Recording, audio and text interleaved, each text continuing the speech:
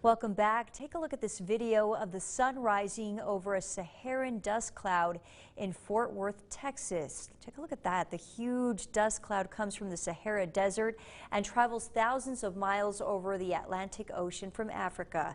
The phenomena isn't unusual for central Texas at this time of the year. And while the dust can be bad for people who have allergies, it also helps create very beautiful sunsets. And Monica, do we see that here in El Paso? We do sometimes. It is common during the summer months. And here's a fun fact for you. When we have a lot of that Saharan desert traveling over the Atlantic, sometimes it suppresses the chances for those hurricanes to truly form. So wow. it's beneficial for our friends out in the Atlantic area and this eastern coast. So not only beautiful, but very it serves well. a purpose. Yes, absolutely. And you know, today was a very strange day. So obviously we have those very hot temperatures, not unusual whatsoever, right? But we did have some activity of rain trying to form over our area. It didn't really come together as we would have liked. As a matter of fact, we're going to struggle to see these rain chances come together today, tomorrow, and the day after. And that is because we have a massive high pressure system that's settling right over our region, and that's what's going to help us really struggle to get to see these storms forming. We have the moisture in the atmosphere. We just really don't have that instability we need to get these storms brewing. And so today was a clear example of that. Las Cruces, El Paso, Anthony, Hatch, Deming, all highlighted under orange. Basically what that means is that we're going to see at least one more night, one more morning of a heat advisory for our area. And so basically this is when we have overnight lows above 80 degrees, and that's exactly, or above 75 degrees I should say, and that is exactly what we're forecasting. We're expecting 80 degrees tonight into tomorrow morning. Today 105 degrees, another day either at or above 105. This would put us under the fourth consecutive day of 105 degrees or more, and that is why that heat advisory was stretched out for tomorrow morning. So here's how we compare. On average, El Paso should be hovering closer to 98 degrees.